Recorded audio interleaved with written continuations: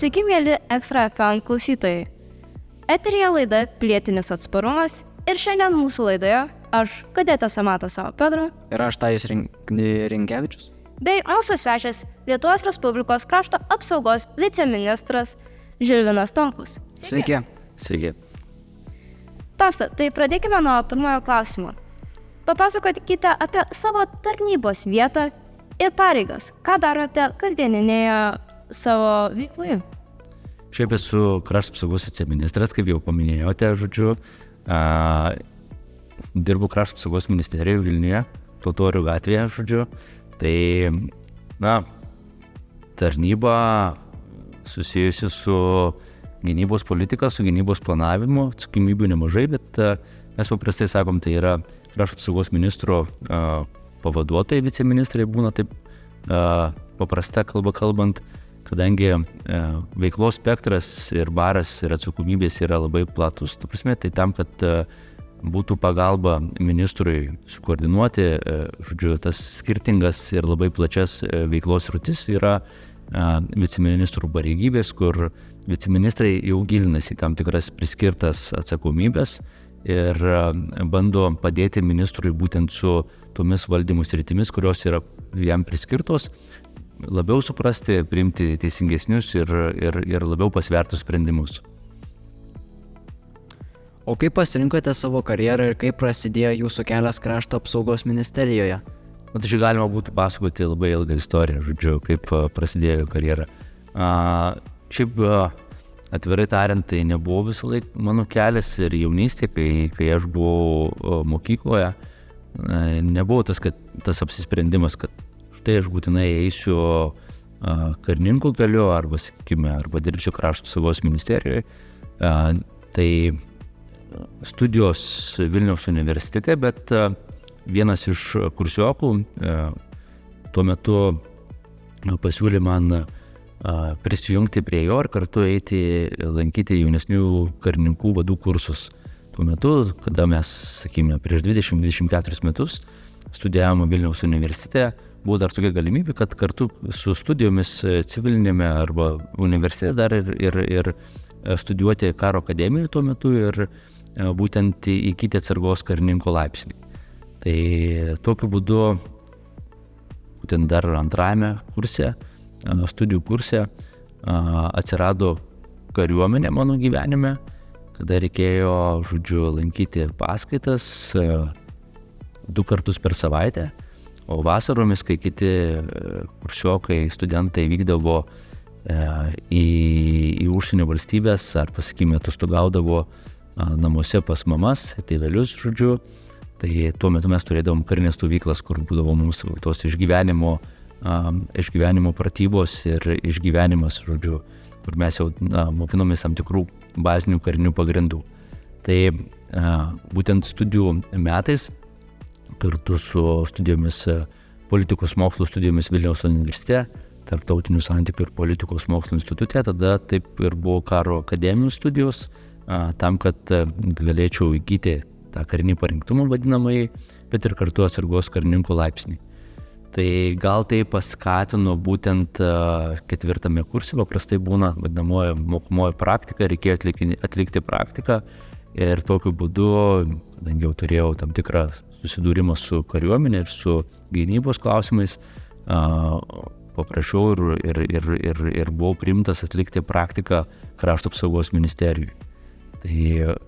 Tai buvo 2002 metais, būtent prieš Lietuvos pakvietimą tapti NATO nare. Tai man teko asmeniškai stebėti, kaip kolegos, dabartinė dar kolegos, kurie dirbo krašto apsaugos ministerijai, rengėsi pakvietimui, o jau vėliau būtent 2004 metais stebėti patį procesą, kaip Lietuva patapo NATO nare. Tai toksai įspūdingas laikotarpis prieš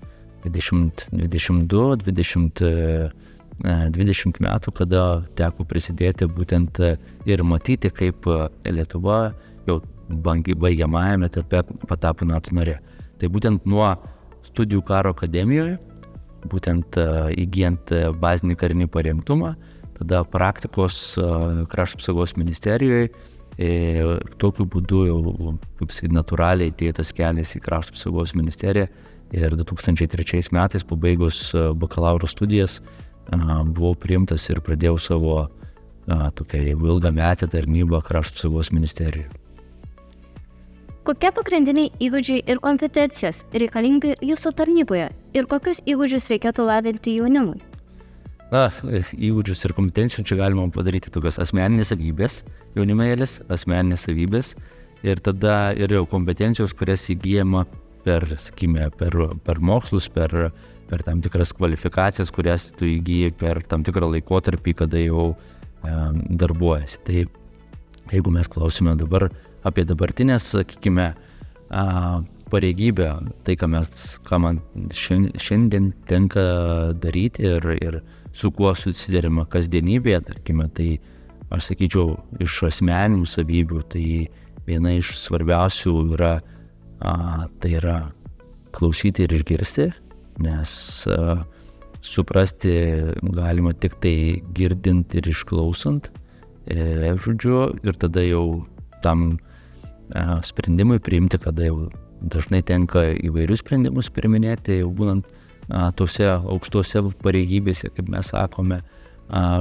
tam, kad tu suprastum ir galėtum teisingesnį sprendimą priimti, tu turi suprasti, tada turi klausyti ir išgirsti, ką tau sako. Iš kvalifikacinių savybių, jau tokių kompetencijų, tai mes galime įvairiai pasakyti, tai čia, matuoti nuo to, kad turėti tam tikrą žinių skaičių, tu suprasti, kas yra gynybos darbotvarkė, kaip apskritai valstybėje ir valstybės tarnyba organizuojama, kaip gynybos sistema organizuojama ir kaip veikia. Tai labai daug tokių galima tą spektrą išplėsti, bet dabartinėje pareigybėje yra labai svarbus dalykas, yra vadinamosios tokios vadybinės gebėjimai, moderavimo gebėjimai, nes būtent dažnai tenka susidurti su situacijomis, kai atrodo, kad nėra to vienintelio kelio, ir tada turi debatuoti, ieškoti tų teisingų sprendimų tam, kad tu galėtume,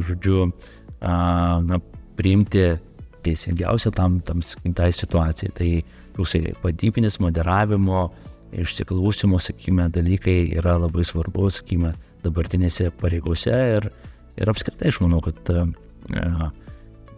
atliekant įvairias funkcijas nepriklausomai nuo pareigybės lygio, tas svarbus dalykas, sakykime, kad tu išgirstum, suprastum ir galėtum, kiek įmanoma, labiau, sakykime, atidavęs toms pareigoms, toms funkcijoms, kurios tam yra priskirtos, kad jas kokybiškiau jas atliktum. Papasakokite mums, kaip atrodo jūsų tipinė darbo diena. Nėra tipinės darbo dienos. Jaunimas, kada jau tokia turi, norėtųsi turėti tą tipinę darbo dieną, kad jinai būtų labai aiški, kad kaip mokyklos laikais, kad taip, diena prasideda būtent pirmą pamoką, tu turi pamokų tvarkaraštį ir grįžus namo, tu dėliojasi savo, kada tu darai namų darbus, kada tu lankai tam tikrus būrelius, tai stengiuosi pasidaryti kiek įmanoma tokia rutina, tada aiškumas visą laiką padeda nuosekliau įgyvendinti užsibrėžtus planus, Bet pasakyti, kad dabartinėse pareigose, mes turime tipinę darbo dieną, tai būtų sudėtinga, nes ta diena, jeigu tu susiplanuoji iš vakaro, aš jau žinau, kad kada diena prasidės, greičiausiai dėl vienokių ir kitokių priežasčių tavo planas, gali greitai sužlugti. Ir apskritai, gynyboje ir kariuomenėje, žinote, ne tą pasakymą, kad svarbiausia yra planavimas, bet nors supranti, kad kada planas susiduria su priešu, jisai iš karto sužlunga ir tu turi pergalvoti tą planą. Tai tam tikrų lankstumo reikia. Tai kokias užduotis dažnai tenka atlikinėti, tai yra atstovavimas, reprezentavimas,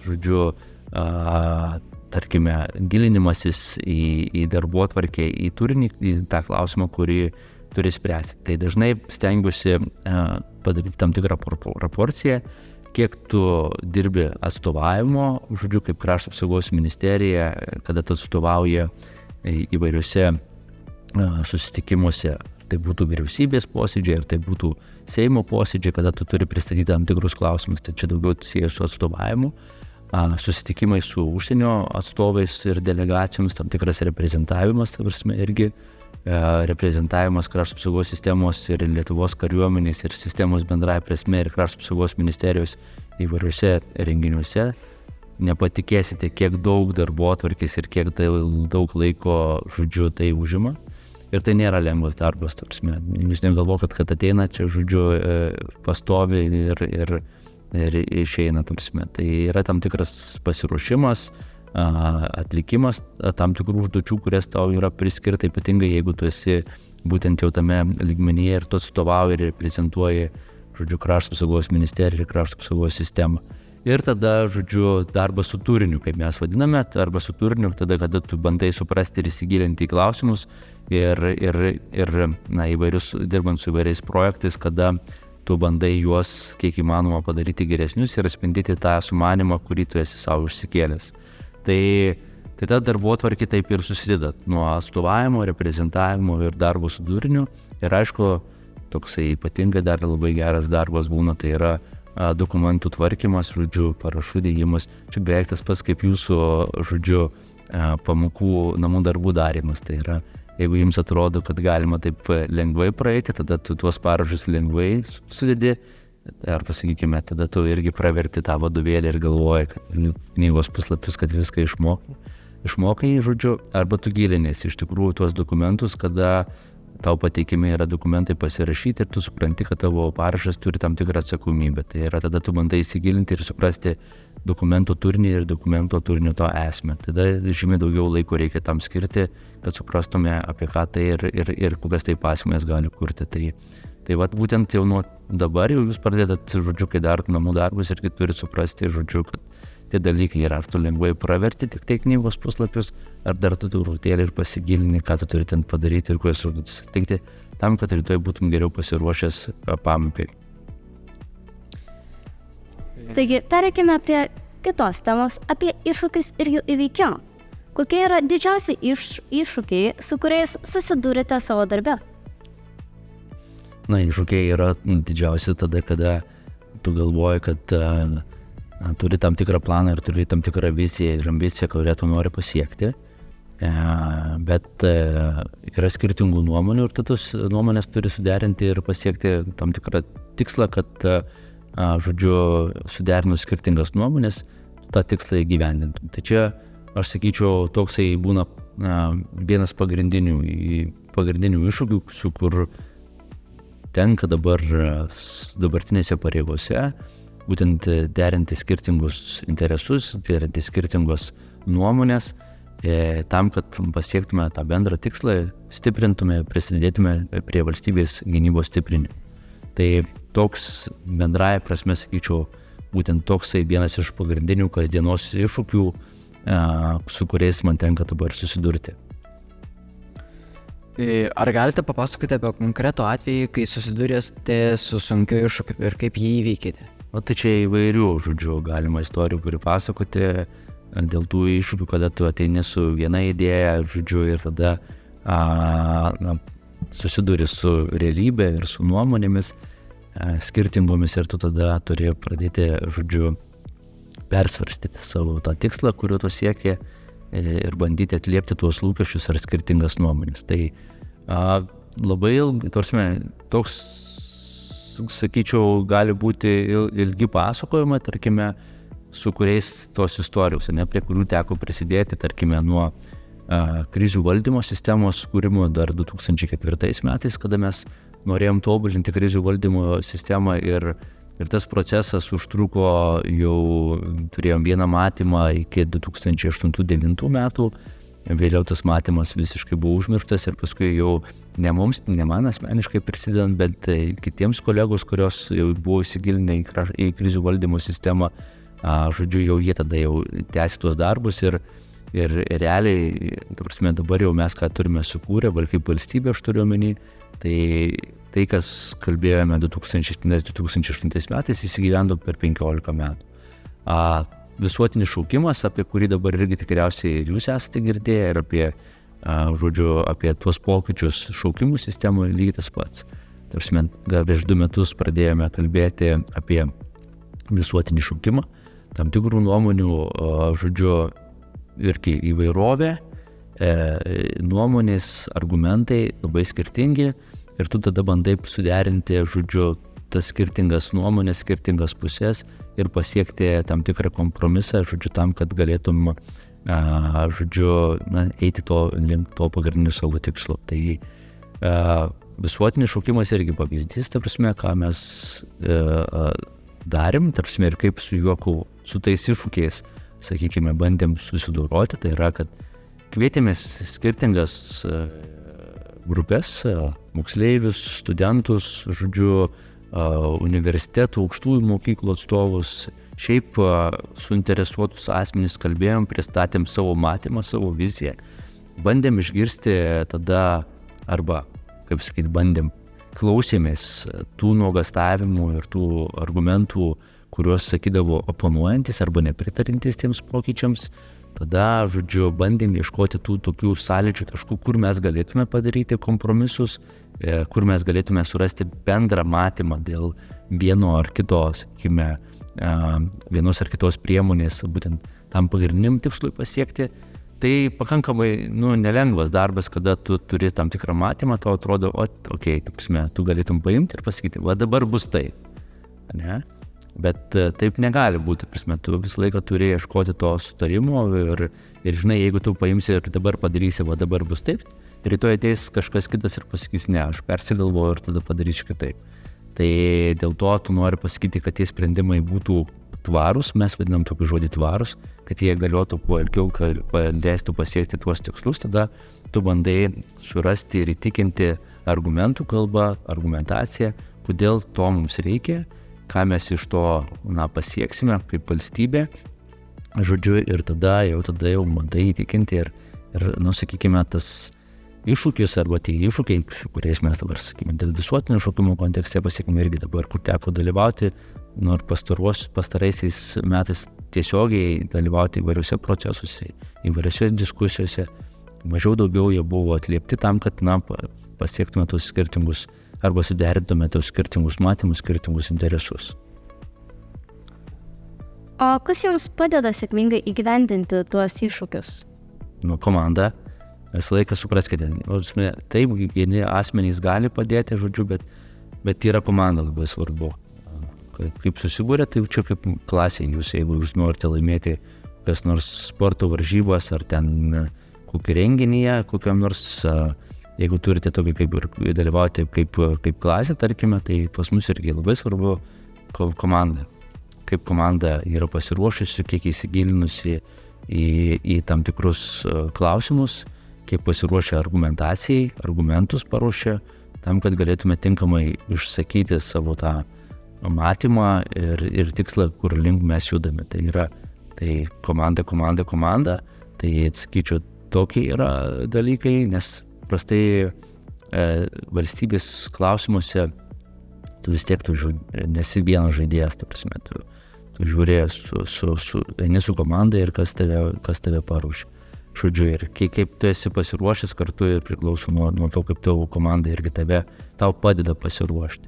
Tai vienas dalykas, antras, kaip ir minėjau, parodyti visą laiką, kad tu girdi, kas tau sakoma, girdi oponuojančią pusę ir bandai atliepti tuos oponuojančios pusės irgi keliamus klausimus, suprasti juos, kodėl ta oponuojanti pusė juos kelia, tada surasti, žodžiu, tam tikrus atsakymus arba paneigiant tuos nuogastavimus, kurių kita pusė, oponuojanti pusė turi, arba surasti kompromisą, kad galėtų, sakykime, ir atliepti tavo tuos lūkesčius ir interesus, ir tada oponuojančios pusės taip pat interesus ir lūkesčius. Tai yra tam tikras derybų menas, kurio reikia tam, kad būtent tikslai ir siekiai būtų įgyvendinti. Dabar pakalbėsime apie pilietinį atsparumą. Ką jums reiškia pilietinis atsparumas?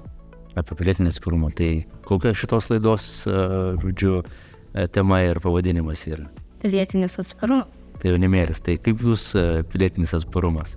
Galima kalbėti labai siaurąją prasme apie pilietinį atsparumą ir galime kalbėti truputėlį plačiau. Kaip jūs suprantate pilietinį atsparumą?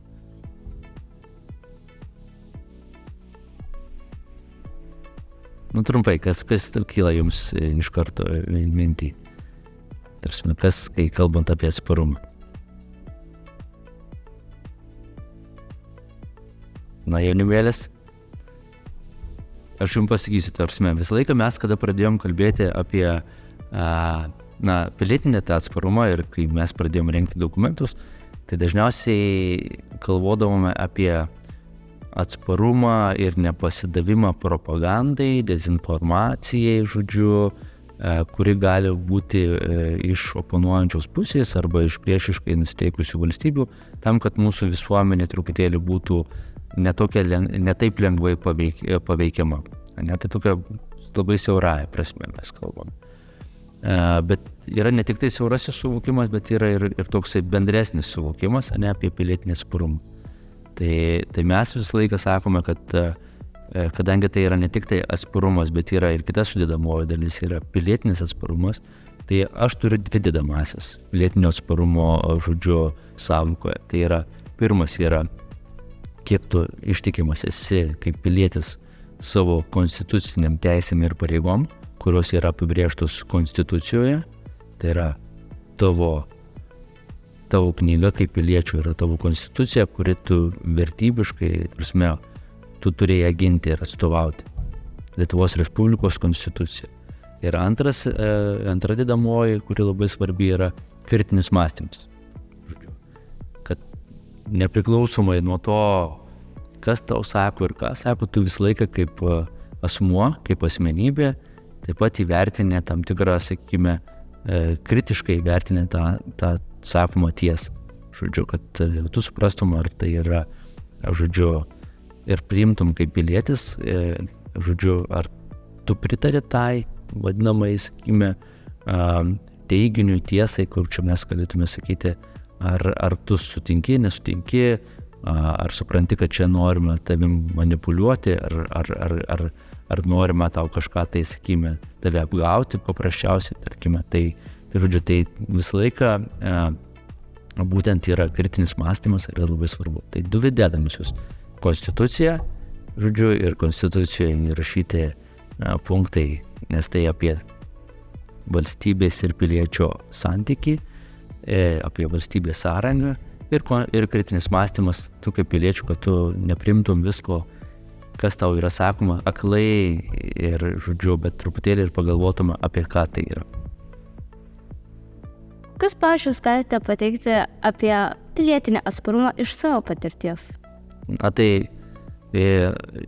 yra įvairių dalykų, tai prasme, kad mums patinka, tarkime, kai kartais mes, žodžiu, kadangi veiklos baras yra labai platus, tai prasme, ir spektras tų klausimų, kuriuose tu dalyvauji, yra labai platus, tai labai sunku, žodžiu, sudalyvauti visuose procesuose ir tu iškart užkardyti tas, sakykime, galimus veiksmus, kada kažkas bando patikrinti tavo visuomenės atsparumą, pilietinį atsparumą prieš tam tikrus, sakykime, propagandą, prieš tam tikrą dezinformaciją. Ir mums labai patinka, kada pilietiškai nusiteikę asmenys, jie, tarkime, aptinka tam tikras požymius, tarkime, kada bando manipuliuoti jūsų nuomonėmis arba visuomenės nuomonėmis, kada įvertina kritiškai ir padeda mums identifikuoti tokius atvejus ir tada, žodžiu, ir tada pristatyti visuomenį, kad žiūrėkite,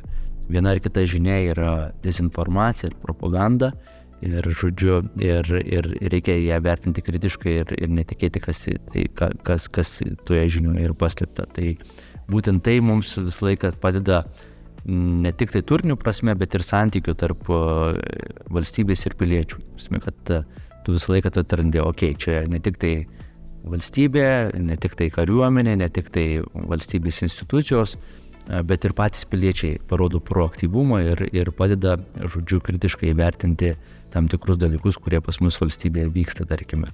O tų dezinformacijos, propagandos atveju mes galime atrasti kasdien, žodžiu, nes karas konvencinė prasme, mes sakom, nevyksta, bet karas kibernetinėje erdvėje, informacinėje erdvėje vyksta kasdien, kas valandą ir, žodžiu, ir bandoma manipuliuoti, žodžiu, paveikti mus įvairiais būdais. Tai, žodžiu, tai tie atvejai, kada piliečiai patys atranda, informuoja, padeda ir paskleisti tą žinią, žodžiu, visuomenėje, mes vertinam kaip tokius labai pozityvius ir tada tas santykiai tarp valstybės ir piliečių ne tik tai iš viršaus į apačią, kaip mes sakom, bet ir iš pačių visuomenės ateiname ir sakome, žiūrėkit, patys piliečiai atsakingi už savo valstybę ir už jos atsparumą.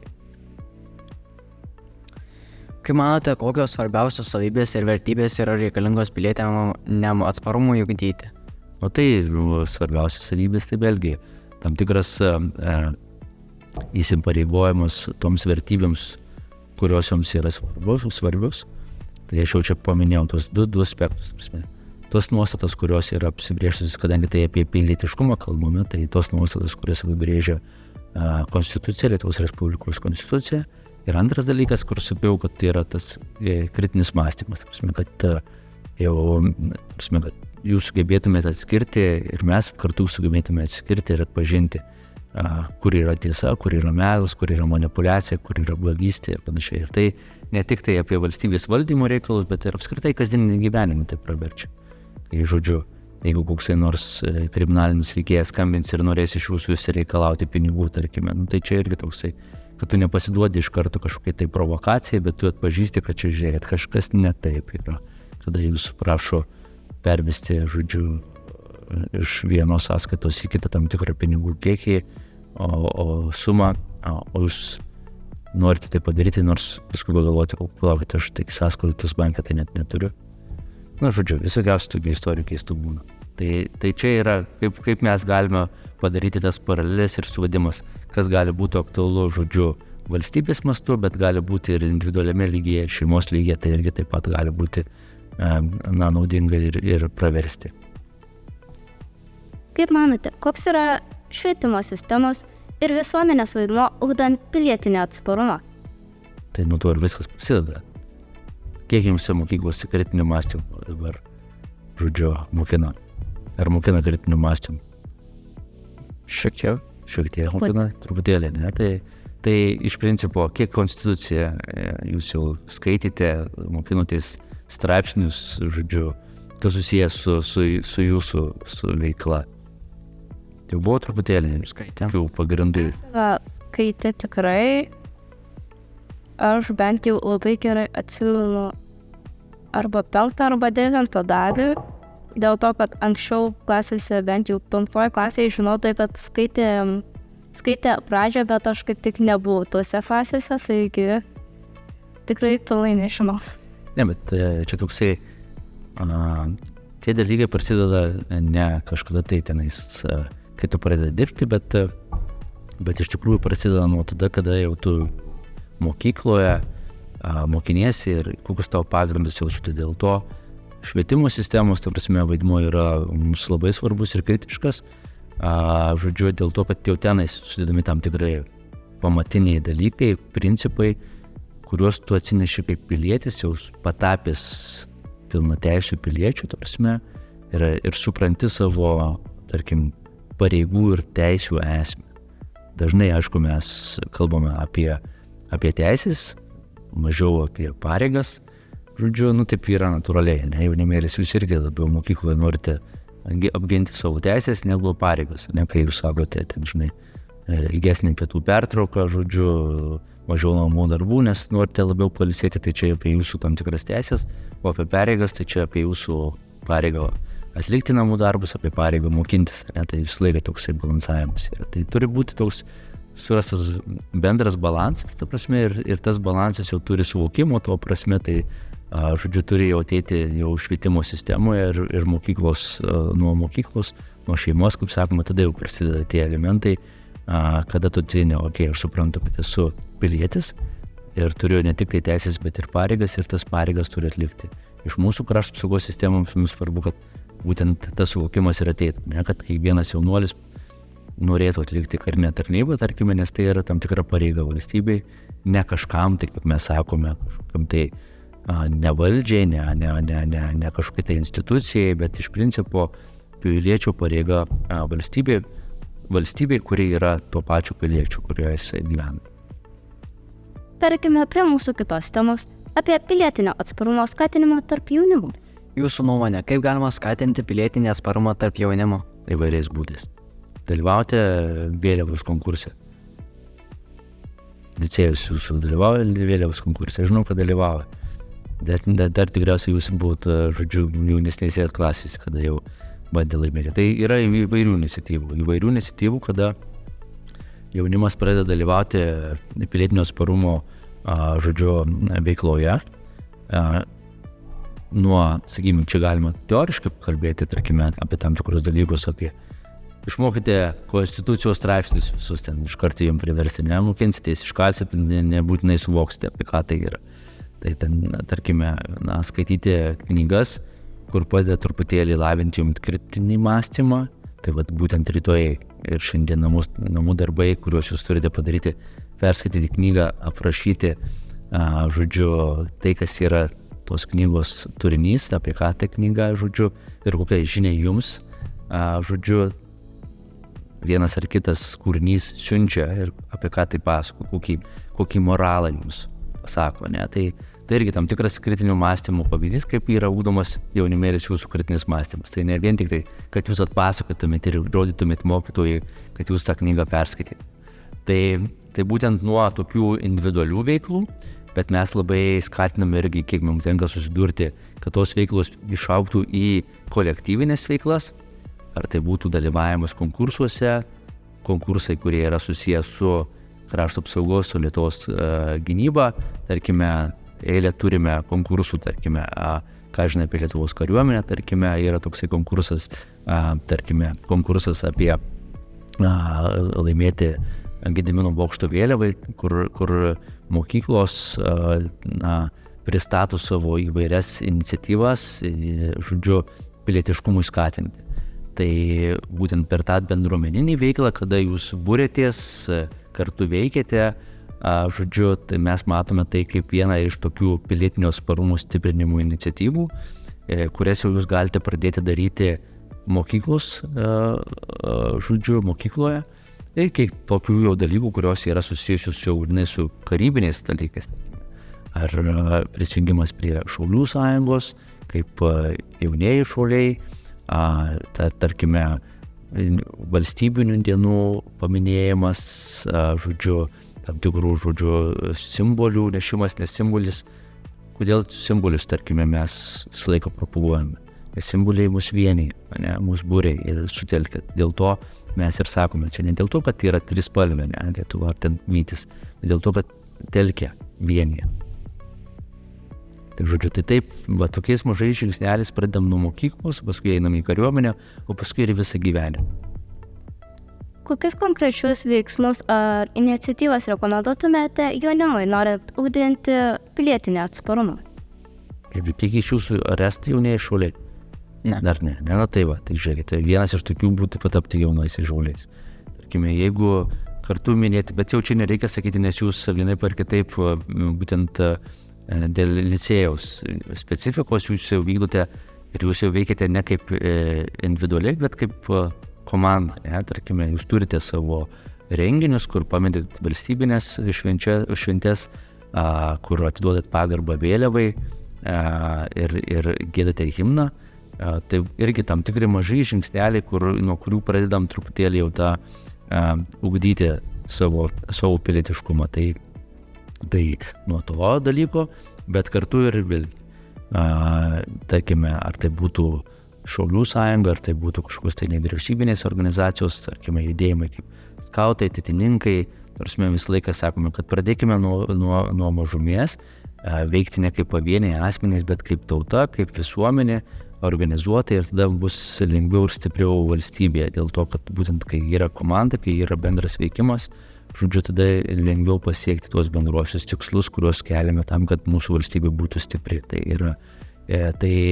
būtent toks ir raginimas, kad, žodžiu, ne tik tai vadovėliai, ne tik tai namų darbai, bet toks visuomeniškas veikimas, būti kolektyvų dalimi, veikti kartu su kolektyvu, būti tam tikrų organizacijų, prisidėti prie tų tam tikrų organizacijų, tai padėtų stiprinti mūsų valstybę. Ar galite pasidalinti pavyzdžiais, kaip jaunimas gali prisidėti prie pilietinės visuomenės stiprinimo? Va, tai aš jau sakiau, tai yra toksai, kad, žodžiu,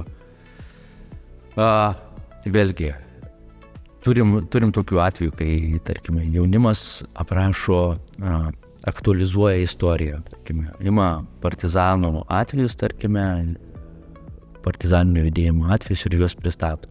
Gilinasi savo mieste, gilinasi savo, sakykime, rajone, kur vyko partizaninis judėjimas ir ten jau pats gilin. Bet jau tokius labai specifinis, tarkime, nišinis, kur mes sakome, žiūrėkite, jaunimas tai padarė. Bet vėlgi, dalyvavimas renginiuose, simbolių skatinimas, ne tik tai dėl to, kad skatinti, bet ir jų prasmės pristatymas čia labai svarbu yra, ne? Prasme, pagarbos simbolius, valstybingumo simboliams davimas. Tai yra tam tikri pavyzdžiai, kur jaunimas ir jau mokykloje gali prisidėti ir tokį rodyti pavyzdį. Kažkam tai labai atrodo keistai himnų giedojimas, ne, tarkime, bet tai turime padaryti, kad tai yra natūralus toksai mūsų dalykas ir savaime suprantamas, kad niekam nekiltų, žodžiu, kažkokios tai abejonės. Bet žinau, jūsų tarpe, tai dar mokyklos laikais tai būna, kad kažkas pirštai surodo, žodžiu, gėda, dar kažką. Tai paskui ateis tas suvokimas, kad čia, žodžiu, yra normalus dalykas, pagarba simboliams. Ne? Ir jau jūs tada užduoda pavyzdį, kuo daugiau žmonių tą pavyzdį rodys, tuo daugiau prie jų jungsis kitų žmonių ir taip visuomenė stiprės. Taigi pereikime prie mūsų paskutiniausios temos apie patarimus jaunimui bei iniciatyvos ir savanorystės. Ką galėtumėte patarti jauniems žmonėms, kurie svarsto savanorišką veiklą, bet dar nesiryžta žengti pirmo žingsnio? Nuo ko reikėtų jiems pradėti? Žengti pirmo žingsnį. Jaunimėlės prasme. Dažnai būna tokių, kad mus, žodžiu, stabdo nežinomybės faktorius, baimės, nepasitikėjimo, tai aš sakyčiau, žiūrėkit, nereikia bijoti, nereikia, žodžiu, nepasitikėti, reikia pabandyti. Nepatiks, tada bandysit kitą kartą kažkokį tai ar kitą pasirinkimą, bet nereikia užsidaryti, žodžiu, savo kambaryje, kompiuteryje, žodžiu, žaidimuose, o pabandyti išeiti į tam tikrą visuomeninę veiklą, savanorišką veiklą, žodžiu, ir tada jau tas toksai pabandymas iš karto parodys, kad čia nieko baisaus, duos tam tikrą aiškumą ir kartu jums ir pasitikėjimą. Tai, žodžiu, tai nereikia bijoti, reikia žengti pirmą žingsnį. Kaip jūs pats esate dalyvavęs savanoriškoje veikloje ir kokios buvo jūsų patirtis bei įspūdžiai? Aš dar galvoju, dar studijų metais, pradėjau nuo darbų su jaunimu,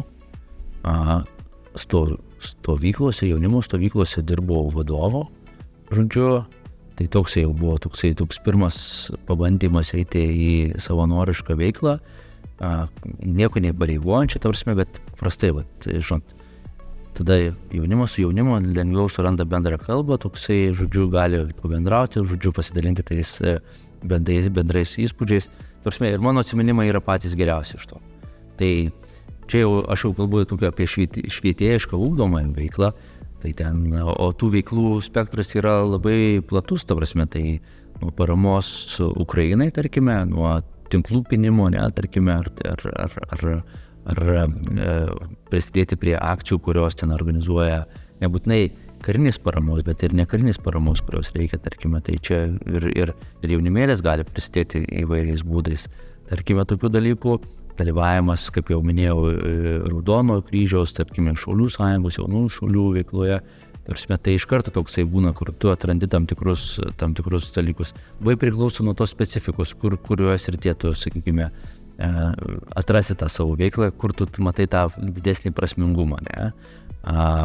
Mačiau vienas iš jūsų kadetų, kolegos moksleiviai, žinodami, žodžiu, turėdami pirmosios pagalbos įgūdžius, suteikė pirmąją pagalbą asmeniui, kuris turėjo sveikatos problemų, tarkime, ir tai jau toks yra pavyzdys, kaip būtent per tas patirtis, per tuos įgūdžius, kuriuos jūs įgyjate, jūs galite prisidėti prie tam tikrų situacijų, būdami moksleiviais.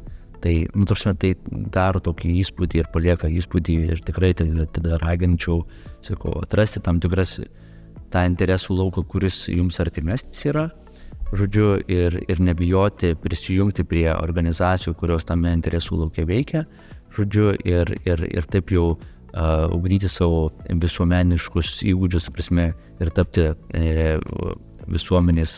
aktyvios visuomenės dalimi. O kokia jūsų nuomonė apie visuotinį šaukimą? Aš tai turiu už visuotinį šaukimą, prasme. Nes visuotinis šaukimas, supraskite, yra čia ne tik tai apie kariuomenę, bet kaip ir minėjau ir kaip nuo pačių pradžių kalbėjome, apie valstybės ir jos piliečių santykį. Tai mes paprastai sakome, kad kam yra visuotinis šaukimas. Ne, kad mes sakome, kad tai sustiprintų mūsų gynybinius pajėgumus, tai yra, kad leistų mums komplektuoti vienetus personalu, tai, kad mes formuotume rezervą, bet čia yra žymiai svarbesnis klausimas, kada susijęs yra su būtent valstybės ir jos visuomenės santykių. Tai visuotinis šaukimas yra būtent tas būdas, kuris padėtų mūsų įsitikinimu ir mano asmeniniu įsitikinimu padėtų stiprinti tą valstybės ir visuomenės santykį. Nes kuo daugiau visuomenės įgytų bazinius karinius įgūdžius iš karto po mokyklos, kaip mes sakome, jaunuolės, tai tuo daugiau būtų to teisinio santykių, kaip aš pavadinu visą laiką, tarp valstybės ir visuomenės, nes vis dėlto esant dienai X, kurios tikimės, kad nebūtų, bet vis tiek, jeigu jinai iškiltų, tai būtų toksai pareigos tas jausmas atsirastų ir pareiga, nes būtų teisinis santykis, nes taip ryšys tarp visuomenės ir valstybės jisai ir būtų sukūrimas, kad tu atlieki karinę tarnybą, ją atlikus, tu grįžti į kartotinius mokymus, esi aktyviajame rezerve, turėdamas įgūdžius ir jau nebūdamas aktyviajame rezerve, o būdamas vadinama kitame rezerve, parengtajame rezerve, tu visais kitais būdais gali per komendantūras, per įvairias veiklas, tu gali prisidėti prie gynybos stiprinimo arba, sakykime, prie apginamumo kaip idėjos. Tai, žodžiu, tai čia toksai. Bet iš principo, tai, kas yra, tarkime, Suomijoje ir Izraelyje kaip modeliai pasirinkti, tai yra ne vien tik tai apie karinę tarnybą. Tai yra apie valstybės ir jos piliečių santykį, ta prasme, kada kuo daugiau valstybės piliečių įgyja bazinius karinį parengtumą, kuo daugiau susideda su kariuomenė, kuo daugiau atlieka tarnybą, ar tai būtų kariuomenė ar alternatyvių tarnybų, tuo stiprinamas ryšys, betarpiškas ryšys tarp valstybės ir visuomenės. Tai būtent tame aš matau pagrindinį privalumą ir tą tikslą, kurio mes turėtume eiti link, būtent su visuotiniu šaukimu, kaip būdų ir priemonė būtent tam santykiui tarp valstybės ir visuomenės stiprinti. Žinome, kad mėgstate sportuoti ir bėgioti. Kas jūs paskatino pasirinkti šią fizinio aktyvumo formą?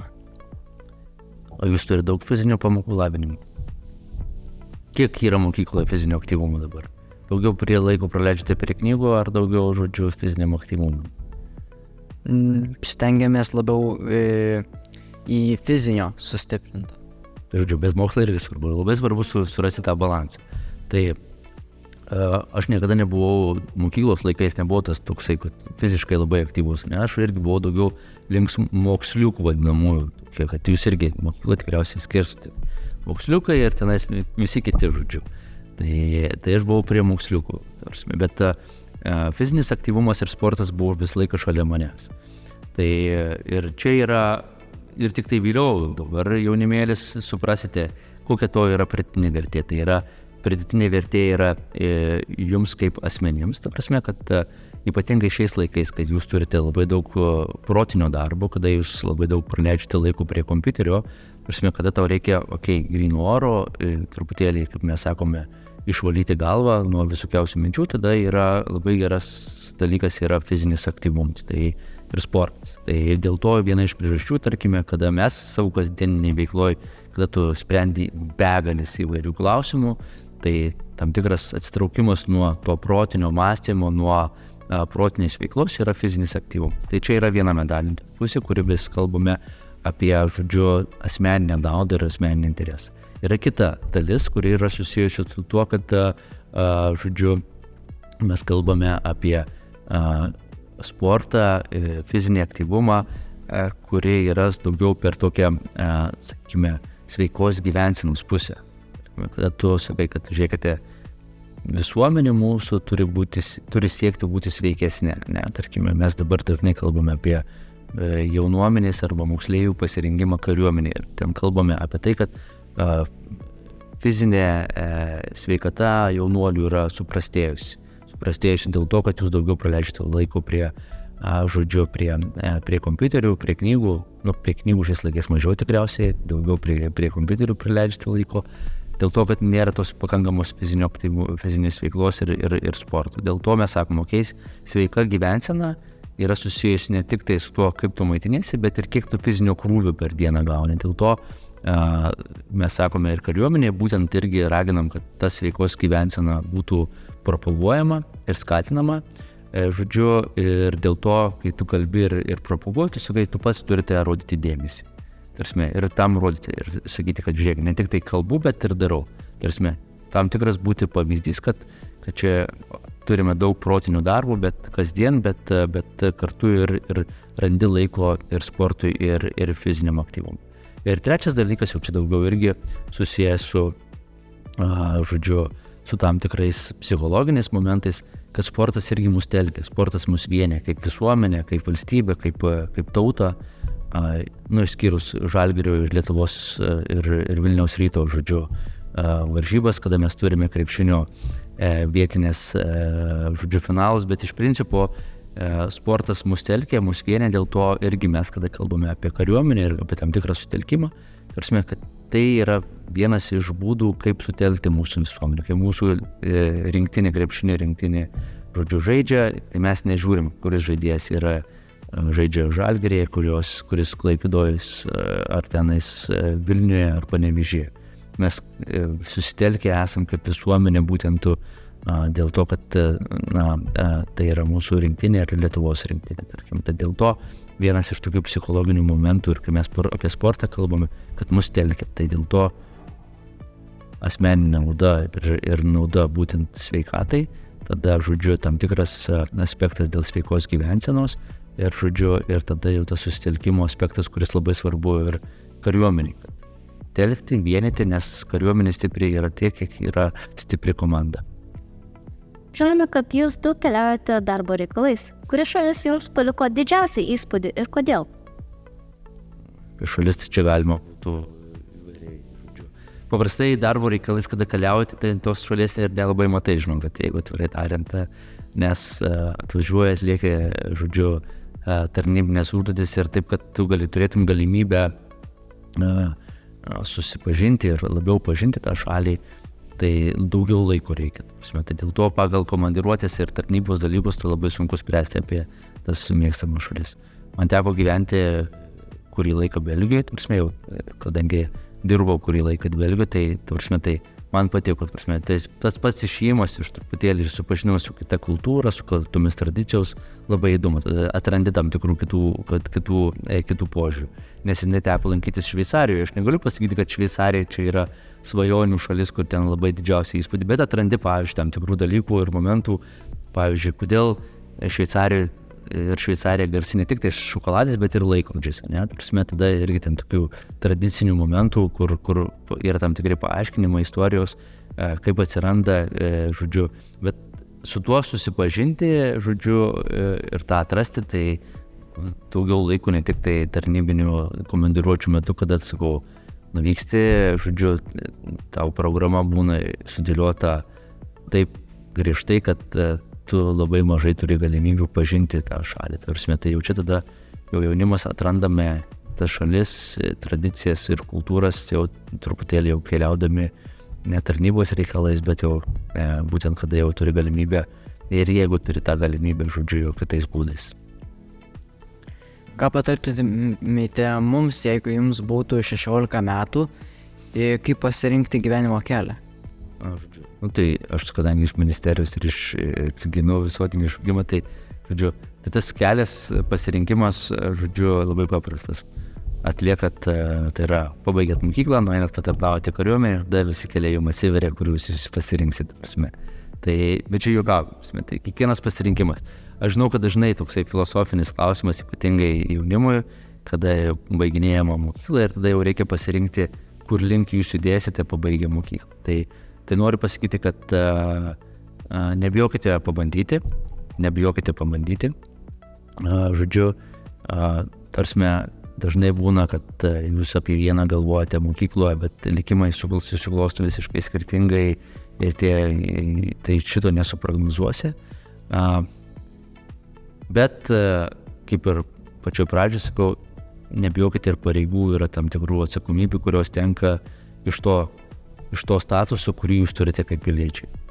Tai jeigu mes sakome, kad tarnyba, žodžiu, Lietuvos kariuomenėje yra tam tikras, sakykime, ne tik tai, žodžiu, gynybinio potencialo stiprinimas, ne tik tai ryšio tarp valstybės ir visuomenės kūrimo, bet kartu yra ir tam tikras, žodžiu, jūsų kaip asmenybių augimas. Tai žodžiu, tai dėl to ir visą laiką, visiškai nešaržuodamas, visą laiką sakau, tai yra tikrai neblogas kelias ateiti ir įgyti bazinius karinius įgūdžius ir žinias pabaigus mokyklą, o tada jau tikrai rinktis tuos kelius, kuriuos jūs galvojate arba kuriuos versus. Ar tai būtų keliavimas, tarkime, ir atradimas kitų tradicijų, patirčių, kultūrų, ar tai būtų aukštasis mokslas, ar tai būtų, sakykime, kažkoksai verslas, ar dar ką jūs tenais jaunimas sugalvojate. Kiekvienas kelias bus jūsų. Kiekvienas kelias, žodžiu, bus paremtas jūsų pasirinkimu, bet labai svarbu, kad jūs išliktumėte ištikimi savo pasirinktoms vertybėms, kurias jūs apsibrėžėte ir kurios jau visi įsitvirtino per tuos mokslo metus, ir tada jau jūs jas gintumėte ir vėliau, nepriklausomai nuo to, kokį kelią jūs pasirinksite. Tai žodžiu, nebijokit kariuomenės, sutvirtėsit, žodžiu, kaip asmenybės, o tada jau keliai atsivers patys. Dėkojame Lietuvos Respublikos krašto apsaugos viceministrui Žilinui Tonkui už pokalbį. Su jumis buvo laida Pilietinis atsparumas ir mes, Samanta Savo Pedro Ir aš, Kadetas Tajus Rinkevičius. Ačiū, kad klausėtės ir iki kitų kartų.